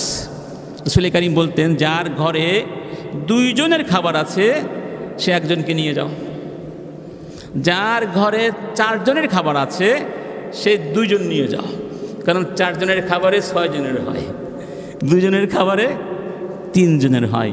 এভাবে তিনি আসহাবুস সুফফাকে বন্টন করে দিতেন ধনীদের ভেতরে, তারা তাদের ভরণ পোষণ করতেন।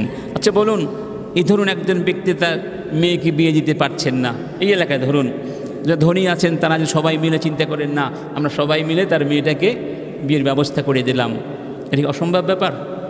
সবাই মিলে করলে অসম্ভব ব্যাপার কিছুই না, বরং সেটা আরও আনন্দ উৎসবে পরিণত হয়ে যাবে, সামাজিক সম্পর্ক আরও সুসংহত হবে, গরিব মানুষগুলো ধনীদের প্রতি আরও বেশি ভালোবাসায় কি হবে, উদ্বেলিত হবে, তাদের ভালোবাসা বেড়ে যাবে। এভাবে সমাজ উন্নত হয়, সমাজের ভিত্তি মজবুত হয়। ইসলাম সেটিই তো চেয়েছে।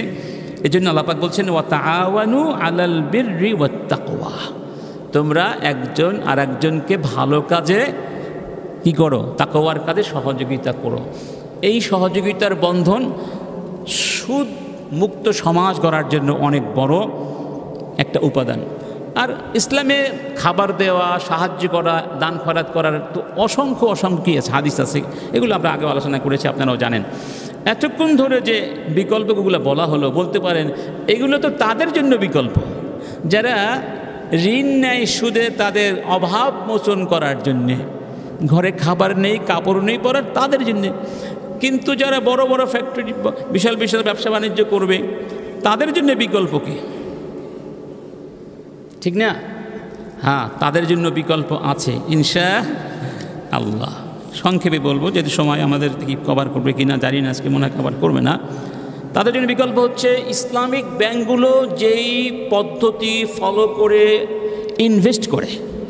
আমি আগেই বলেছি, কর্জ আর ঋণ আর বিনিয়োগ কিন্তু এক জিনিস নয়। আপনি বিনিয়োগ করতে চান তাহলে বিনিয়োগের পন্থা অবলম্বন করতে হবে। ইসলাম সম্পদের বর্ধন চায়, ইসলাম পছন্দ করে না সম্পদ কোথাও পুঞ্জীভূত হয়ে থাকুক, কারণ সম্পদ তো সৃষ্টি করা হয়েছে মানুষের কল্যাণের জন্যে। তা আপনি যদি লাখ লাখ টাকা আপনার ব্যাংকের মধ্যে গুজে রাখেন, আপনার ঘরের মাটির তলদেশে পুঁতে রাখেন, তার লাভটা কী হলো? অনেকে মাটির ব্যাংক তৈরি করে না, মাটির ব্যাংকে কয়েক লক্ষ টাকা জমা করে রাখে কয়েক মাস ধরে, তাহলে কি হয়? সমস্যা সংশ্লিষ্ট হয়। মানে আপনার দেখা যায় এক্সচেঞ্জ পাওয়া যাচ্ছে না বাজারে, আপনার টাকা তো ব্যাংকে রাখার জন্য তৈরি করে আসলে হয় নাই, এটাকে তাদাউল করতে হবে, এটাকে হাত বদল করতে হবে, তাহলে এটা বাড়বে, এটা বরকত হবে। তো যাই হোক, তো এখানে অনেকগুলো বিকল্প আছে, যেমন ধরেন আল মুদারাবা, আশ শারিকা, মুরাবাহা, বাইউস সালাম, আল বাইউ বিত তাকসিদ, 5টা জিনিসের কথা বলবো। একটার নাম মুদারাবা, এটি এখন মনে হয় সবার কাছে পরিচিত শব্দ, কারণ যারা ইসলামী ব্যাংক অ্যাকাউন্ট খোলেন সেখানে মুদারাবা শব্দ লেখা আছে না। এটা একটা বিকল্প, এটা একটা বিনিয়োগ ব্যবস্থা ইসলামের। এই ব্যবস্থার মূল কথাটা কি? আইয়াত্তাফিকা শাখসানি আলা আইয়াকুনাল মালু মিন আহাদিহিমা ওয়াল আমালু মিনাল আখার ওয়া মা রাযাকাহুল্লাহ ফাহুয়া বাইনাহুমা আলা মা শারাতা ওয়াল খাসারাতু আলা সাহিবিল মাল। মানে একজন ব্যক্তির অর্থ আছে আর একজন ব্যক্তির যোগ্যতা আছে, কাজ করার, শ্রম করা কি আছে, অভিজ্ঞতা আছে। তো যার অর্থ আছে সে বলল যে আমি তোমাকে টাকা দিই, তুমি টাকা দিয়ে ব্যবসা করো।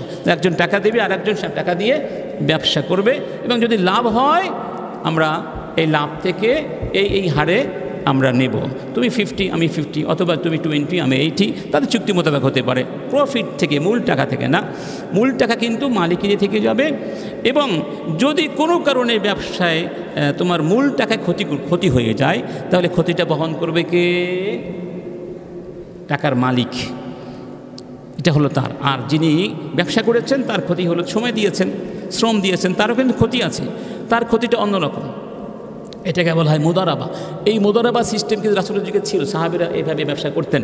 এটা অনেক চমৎকার একটা ব্যাপার, খুবই চমৎকার। কিন্তু এই জন্য আমানতদার মানুষ দরকার, মুত্তাকি লোক দরকার। চোরগুন্ডা দিয়ে মুদারাবা হবে না, কারণ তারা বিভিন্নভাবে 2 নম্বরই করবে, অপকৌশল অবলম্বন করবে, বলে লাভ হয় নাই, এটা হয় নাই, সেটা হয় নাই, মূলধন নষ্ট হয়ে গেছে, ইত্যাদি ইত্যাদি। দেখ, তারপরেও কিছু ক্লোজ আছে, যে ক্লোজগুলো দিয়ে মোটামুটিভাবে অনেক ক্ষেত্রে এই জাতীয় অপকৌশল বন্ধ করা যায় বা চেষ্টা করা হয়। মুদারাবা শ্রেষ্ঠ একটা কৌশল, এটা কোরআন, সুন্নাহ এবং ইজমা কিয়াস দ্বারা এটা প্রতিষ্ঠিত। শারিকা মানে হচ্ছে পার্টনারশিপ ব্যবসা। পার্টনারশিপ ব্যবসা এটাও চমৎকার একটা ব্যাপার, এটাও ইসলামে সমর্থিত একটা ব্যাপার।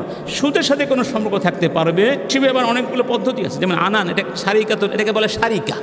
শারিকাতুল আনান মানে হলো 2 বা ততোধিক ব্যক্তি শ্রম দিবে, অর্থও দিবে। অর্থ সমান সমান হতে পারে বা বেশি কম হতে পারে, আনুপাতিক হারে হতে পারে, লাভটা হবে। তো ওই লাভটা তারা চুক্তি মোতাবেক নেবে, শ্রম দিবে এবং কি সম্পদ দিবে। এটা হলো পার্টনারশিপ ব্যবসা, অনেক ধরন আছে।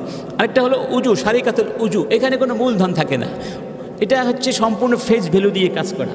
যেমন আপনিও সমাজেও অনেক দামি মানুষ, আমিও অনেক পরিচিত মানুষ, আমরা 2 বন্ধু চুক্তি করলাম যে আমাদেরকে মানুষ ভালোবাসে, বিশ্বাস করে, তো আমরা ধরো ব্যবসা করবো, চলো। তো আমরা এক দোকান থেকে গিয়ে বললাম, ভাই আমাকে 5 কোটি টাকার মাল দান, কিন্তু টাকা দিতে পারবো না, আমরা বিক্রয় করে আপনাকে টাকা দিব। ঠিক আছে, যদি আপনার বিশ্বস্ত মানুষ, আমার কোনো সন্দেহ নাই। এবার ব্যবসা শুরু করে দিলাম। এটাকে বলা হয় শারিকাতুল উজু। অজন্মনির চেহারা দেখে দেয়। আরেকটা হলো শারিকাতুল আবদান। বিভিন্ন পেশার লোক আছে, যেমন ধরুন কুলি আছে, মজুর আছে, মেথর আছে, তারা চিন্তা করলো আমরা একটা শারিকা করব, আমরা 5 জনে মিলে কাজ করব, যা আয় হয় আমরা 50-50 করে বা এই হারে ভাগ করে লাভটা নিয়ে যাব। এটাকে বলে শারিকাতুল আবেদান। এরপরে বাইউল মুরাবাহা, এটা চমৎকার একটা সিস্টেম, এটা ইসলামী ব্যাংক ফলো করে, আমাদের দেশে অনেকেই ফলো করে, অনেক আর্থিক প্রতিষ্ঠান ফলো করে। মুরাবাহা মানে লাভে বিক্রয় করা, যেই টাকা দিয়ে ক্রয় করেছেন সেই টাকার চেয়ে একটু বেশি লাভের হারটা অবশ্য এখানে নির্ধারণ করে দেওয়া হয়নি। যেমন ধরুন আপনি আমার কাছে আসলেন সুদের ঋণ নিতে, উদাহরণ দিচ্ছি। আমি বললাম, ভাই আপনি কেন সুদের ঋণ নিচ্ছেন, কী অবস্থা, কী জন্য নিচ্ছেন? বললেন, আমি একটা ফ্রিজ কিনবো, আমার টাকা নেই, তো কী করবো, কেউ টাকাও দিচ্ছে না, আমি সুদের ঋণ নিয়ে ফ্রিজ কিনবো। আমি বললাম, না, আমি সুদের ঋণ দিব না, আমি আপনাকে একটা ফ্রিজ কিনে দিব। কী কিনে দিব? ফ্রিজ কিনে দিব। আমি কিনবো ধরুন 30 লক্ষ টাকা দিয়ে, 30,000 টাকা দিয়ে, আপনার কাছে আমি সেল করবো 32,000 টাকায়। আপনি টাকাটা 6 মাসে আস্তে আস্তে দিয়ে দিন। এটা হলো বাইউল মুরাবাহা। তারও সুযোগ হলো, সে আস্তে আস্তে দিতে পারলো, আর আমার লাভ হলো, আমি 2,000 টাকা লাভ করলাম, আবার মুআমালাটা হালাল হয়ে গেল, ঠিক না? আচ্ছা, ব্যাংকগুলো এটা করে থাকে। বাইউল সালাম, এটা চমৎকার আরেকটি ব্যবস্থাপনা, রাসূলের যুগে ছিল। রাসূলের যুগে সাহাবীরা এই সালাম পন্থায় ক্রয় বিক্রয় করতেন। এটি হলো, এখানে ইসমুল আকদিন ইউজিবুল মিলকা ফিস সামানি আজিলান ওয়া ফিল মুসমানি আজিলান। এখানে মূল্যটা তাৎক্ষণিক পরিশোধ করতে হয়, কিন্তু পণ্যটা তাৎক্ষণিক পরিশোধ করা হয় না, পণ্যটা নির্দিষ্ট সময়ের পরে গিয়ে দিতে হয়। আমাদের দেশে অনেক কৃষক আছে, কৃষিকাজ করতে পারে, টাকা নাই, ইরি ধান চাষ করতে পারছেন, টাকা নাই, তখন সুদের ঋণ নেয় না, এটা দরকার নাই। যদি আপনার কাছে আসে, ভাই আমাকে সুদের ঋণ না, আপনি সুদের দিবেন না, আপনি বলবেন আমি তোমার সঙ্গে একটা চুক্তি করবো, বাইউল সালাম করব। কিভাবে? আমাকে তুমি এই পরিমাণ ধান দিবে, এই ধান একে নির্দিষ্ট করে দিতে হবে, ধান দিবে 50 মণ, আমি তোমার থেকে কিনে নিলাম, তো আমি এখন টাকা দিয়ে দিলাম, তুমি আমাকে 5 মাস পরে বা 6 মাস পরে 50 মণ ধান দিবে।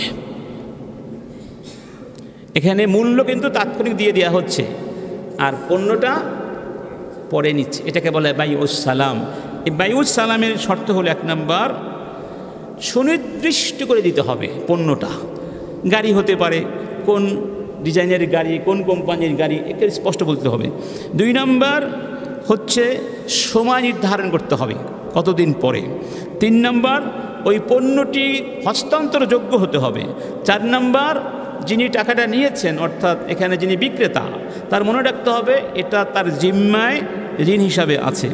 6 নম্বর আরেকটা হলো মূল্যটা নির্দিষ্ট হতে হবে। মূল্যটা ওই চুক্তির যেই মজলিস হবে ওই মজলিসেই মূল্য শোধ করতে হবে। এরপরে সেটা সালাম শব্দ দিয়ে হতে হবে, মানে এই চুক্তিটা হতে হবে এই ফরম্যাটে, অন্যথায় হবে না। আচ্ছা বলুন তো, যদি আপনি বাইউস সালামের পন্থায় বাংলাদেশের 50,000 কৃষককে টাকা দেন এবং তারা সেটা দিয়ে ধান চাষ করে, কোনো সমস্যা আছে? তারা এখানে 2টা লাভ। একটা হচ্ছে কৃষক সেখানে তার নিজের তাৎক্ষণিক প্রয়োজন পূরণ করতে পারলো, তার লাভ না? সে প্রয়োজন পূরণ করলো, চাষাবাদ করলো, বা ফ্যাক্টরির মালিক তার উৎপাদনটা করতে পারলো। আর আপনি, আপনার লাভ কি? আপনি যেই জিনিসটার দাম এখন ধরেন 50,000 টাকা, আপনি পাচ্ছেন 200 টাকা কমে, 100 টাকা কমে, 1000 টাকা কমে। তা আপনি একটু দাম কম পাচ্ছেন, আপনার জন্য লাভ। 2 পক্ষ এখানে কি আছে? লাভবান হয়েছে। এবং এই মুআমালাটি বৈধ, বাইউস সালাম। রাসূল কারীম বলেছেন যে মান আসলাফা ফি তামরিন, যারা খেজুর কেনার ক্ষেত্রে বাইউস সালাম পন্থা অবলম্বন করবে, ফালইউসলিফ ফি কাইলিন মালুম ওয়া ওয়াজনিন মালুম ইলা আজালিন মালুম, নির্দিষ্ট করে নেবে সময় এবং পরিমাণ, সব কিছু নির্ধারণ করে নেবে। আরেকটা পদ্ধতি কি? আর তাকসিদ। বাইউত তাকসিদ মানে হলো কিস্তিতে ক্রয় বিক্রয়। এটা ইসলামে জায়েজ আছে, কিস্তিতে অথবা বাকিতে। বাকিতে যদি কেউ বিক্রয় করে তাহলেও তো ঋণ নেওয়ার প্রয়োজন হয় না। বাকিতে বিক্রয় করলে আমাদের বাঙালি যেটা আবার বাকিতে খাওয়া শুরু করলে দিতে চায় না, সমস্যা এখানে, পরিশোধ করতে চায় না, এটাই মুসিবত। নইলে বাকিতে দেওয়াটাও একটা সুন্নাহ অথবা ভালো আমল। কিস্তিতে ক্রয় বিক্রয় ইসলামে জায়েজ আছে। সুবিধাটা হলো যিনি বিক্রেতা তিনি দামটা বেশি পাচ্ছেন, আবার যিনি ক্রেতা তিনি সুবিধাটা পাচ্ছেন পরিশোধ করার ক্ষেত্রে। তো এইভাবে একাধিক বিনিয়োগ পদ্ধতির মাধ্যমে কি করা যায়। 3য় পয়েন্ট ছিল আমাদের আলোচনার যে আমাদের সমাজে প্রচলিত কিছু সুদের চিত্র। যেমন আমাদের যে কনভেনশনাল ব্যাঙ্কগুলো আছে এগুলো সুদি কারবার করে, সহজ কথায়। যে সমস্ত এনজিওগুলো আছে বেশিরভাগ এনজিও সুদি কারবার করে, সহজ কথায়। তারপরে আপনার গ্রামগঞ্জে অনেকে সুদি কারবার করে, টাকা দিয়ে বেশি নেয়, ঋণ দিয়ে অতিরিক্ত আদায় করে, এগুলো সুদ। তারপরে আপনার বিভিন্ন ইন্স্যুরেন্স কোম্পানিগুলো আছে, তারাও সুদি কারবার করে। তারপরে দোকান ভাড়া নেওয়ার সময়, বাড়িঘর ভাড়া নেওয়ার সময় যে অগ্রিম নেওয়া হয়, এই অগ্রিমটা ইউজ করা যাবে 2 ভাবে। আপনি এটা হবে আপনার অগ্রিম ভাড়া, এবং সে ভাড়া থেকে আস্তে আস্তে কাটবেন, কাটতে কাটতে এক সময় শেষ হয়ে যাবে, জায়েজ আছে।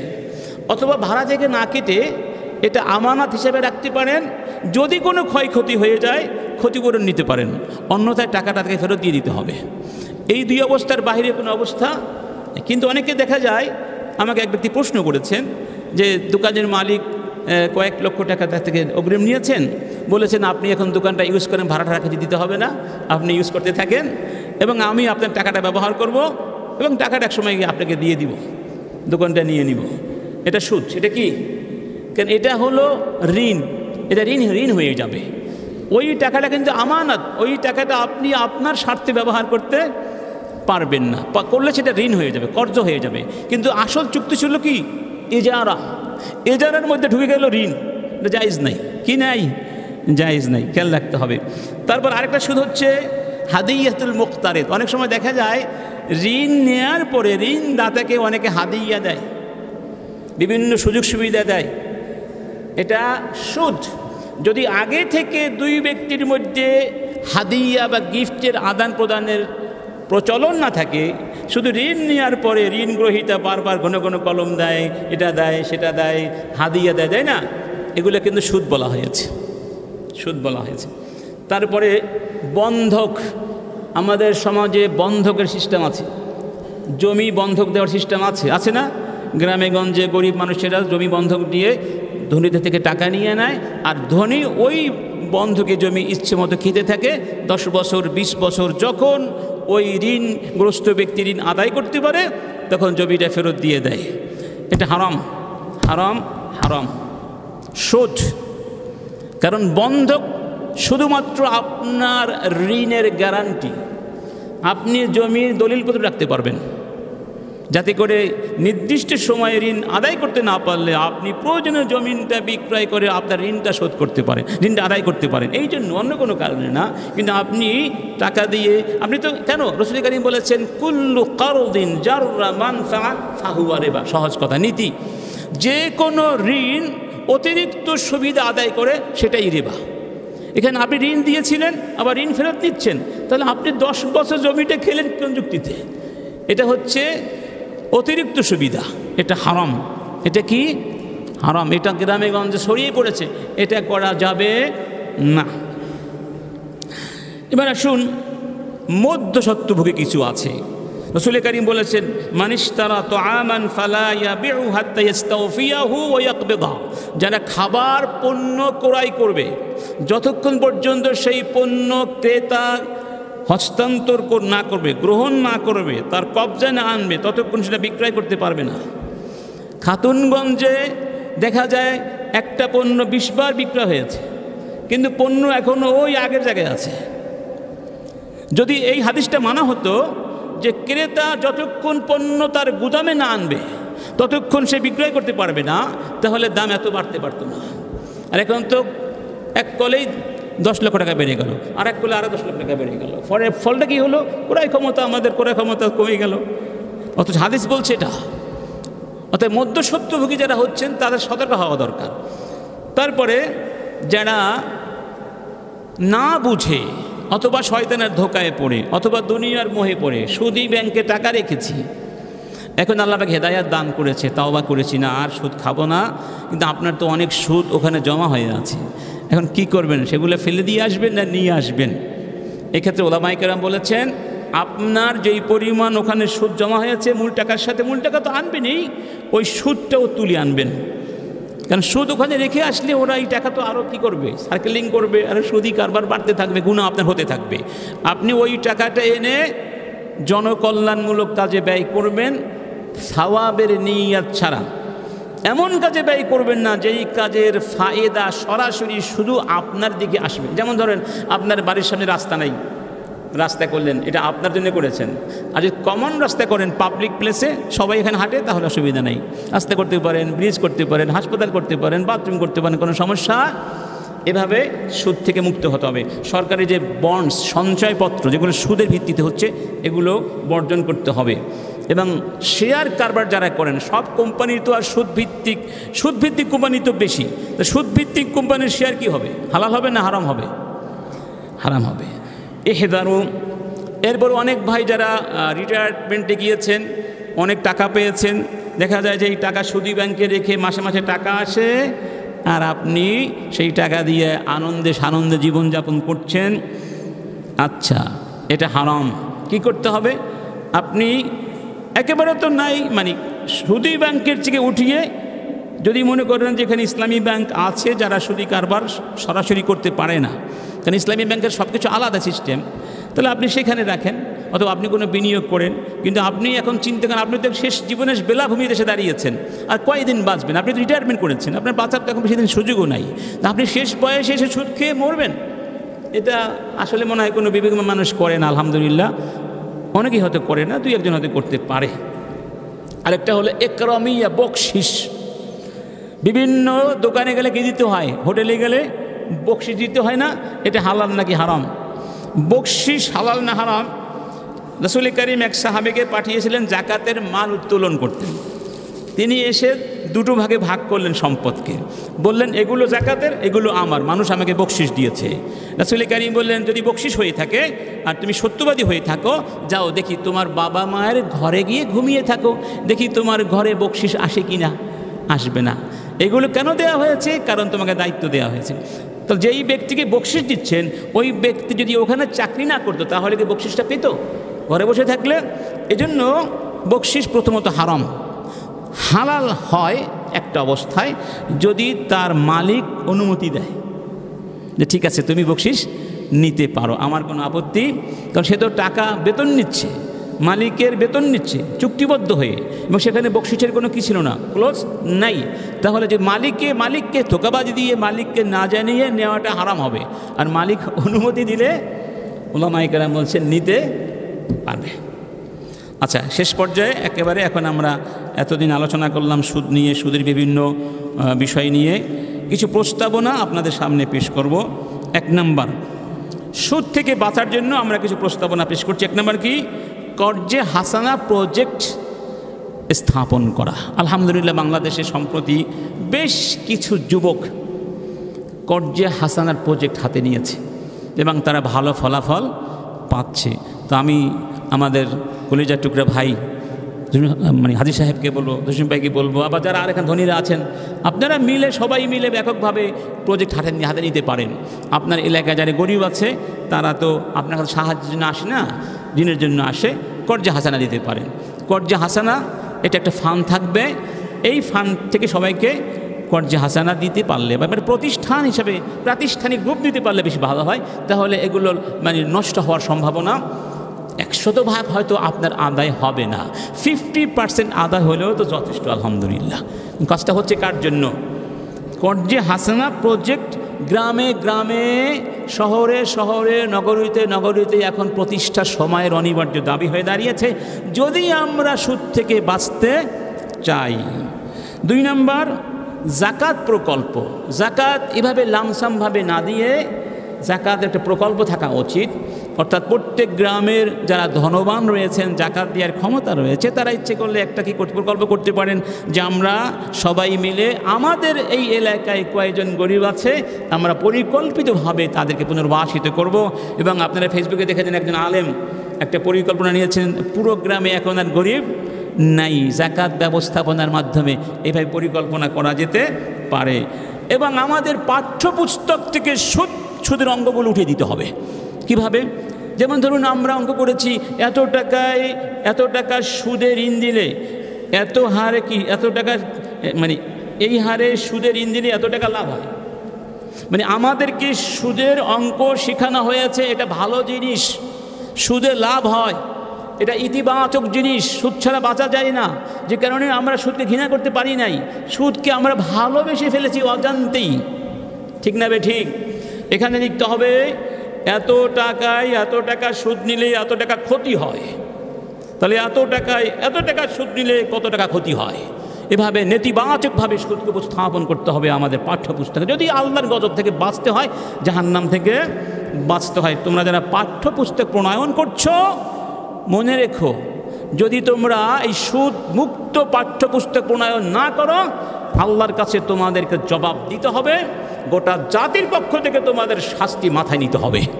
আমরা হয়তো চেঞ্জ করতে পারছি না, কিন্তু বলে গেলাম তোমরা চেঞ্জ করো, নইলে তোমাদের উপরে আল্লাহর গজব তো দুনিয়াতে না পড়লে পরকালেও তো পড়বে, কোনো ছাড় নাই। তারপরে জাকাত মিনিস্ট্রি প্রতিষ্ঠার দাবি করছি আমরা। রাসূল কারীমের যুগে জাকাত মিনিস্ট্রি ছিল, এবং এই মন্ত্রণালয়ে যারা কাজ করছেন তাদের জন্য জাকাতের সম্পদ থেকে ব্যয় করার একটা খাত, আলাদা খাত আছে। অতএব এখানে সরকারের কোনো ব্যয় করতে হবে না, জাকাত থেকেই তাদের বেতন ভাতা দিয়ে দেওয়া যাবে। তবে এখানে বিশ্বস্ত লোকদেরকে বসাতে হবে, দলীয় ক্যাডারদেরকে বসালে এগুলো আর খুঁজে পাওয়া যাবে না। যেমন আইসিবি ব্যাংকে এখন টাকা নাই, জনগণ গিয়ে টাকা পাচ্ছে না, এরকম চোর গুন্ডা বদমাশ বসালে ধ্বংস হয়ে যাবে। এই জন্য সমস্যা, মানুষ বিশ্বাস, ক্রেডিবিলিটি হারিয়ে ফেলেছি আমরা, যে কারণে মানুষ বিশ্বাস করতে চায় না। তারপরেও চেষ্টা তো করা যেতে পারে। ভালো মানুষ নাই তা তো আর না, ভালো মানুষও কিছু। একজন বিচারক আমি চিনি চট্টগ্রামে, মানে অর্থ সংক্রান্ত মামলার বিচারক, তিনি এই পর্যন্ত শত শত কোটি টাকা আদায় করে দিয়েছে, 1 টাকা ঘুষ খায় না। বাড়ি হলো কোথায়? আপনার বাঁশখালী, নামটা ভুলে গেছি। অসাধারণ সৎ, এবং প্রধানমন্ত্রী পর্যন্ত তাকে অ্যাপ্রিসিয়েট করেছেন। তিনি বলে তোমরা এখনো পারছো না। এবং চট্টগ্রামের এখন ধনী লোকেরা তটস্থ তার ভয়ে, কারণ প্রায় সবাই তো বিভিন্ন ইনকলাবি অবস্থায় আছে, তটস্থের ভালো মানুষ কিছু আছে সমাজে ইনশাআল্লাহ। আমার বন্ধুগণ,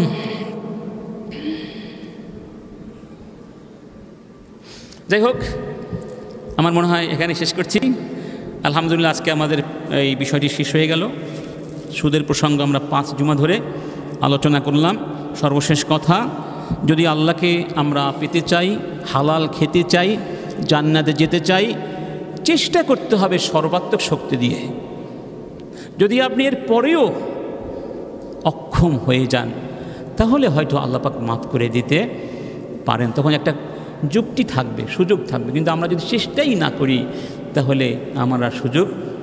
এজন্য শেষ প্রস্তাবনাটা ছিল রাষ্ট্র কর্তৃক সুদকে নিষিদ্ধ ঘোষণা করতে হবে। এটা করতে হবে, যদি আপনারা মুসলমান হয়ে থাকেন করতে হবে, পরকালে বাঁচতে চান করতে হবে, এর কোনো বিকল্প। সুদের সাথে মুসলমানের সম্পর্ক থাকতে পারবে ইনশাআল্লাহ। আজকের পর থেকে জেনে শুনি আমরা কেউ সুদ খাবো? দেখি কারা কারা সুদ খাবেন না, একটু আল্লাহকে হাত জাগিয়ে দেখিয়ে দেন। আল্লাহ আমরা সুদ খাবো না, বলুন আল্লাহ আমরা সুদ খাবো না, সুদি কারবার করব না। আল্লাহ তুমি তৌফিক দান করো। সুদি এনজিওদের কাছে যাবেন না, হালাল খেয়ে বাঁচার চেষ্টা করেন, আল্লাহ পাক ইনশাআল্লাহ সহজ করে দিবেন। চেষ্টা করুন, আল্লাহ পাক ইনশাআল্লাহ ওয়াদা করেছেন সহজ করে দিবেন আল্লাহ পাক আমাদের সবাইকে হালালভাবে জীবন ধারণ করার তৌফিক দান করুন। ওয়া আখিরু দাওয়ানা আলহামদুলিল্লাহি রাব্বিল আলামিন। আইসিল মিডিয়া, সত্য ও দিন প্রচারের লক্ষ্যে।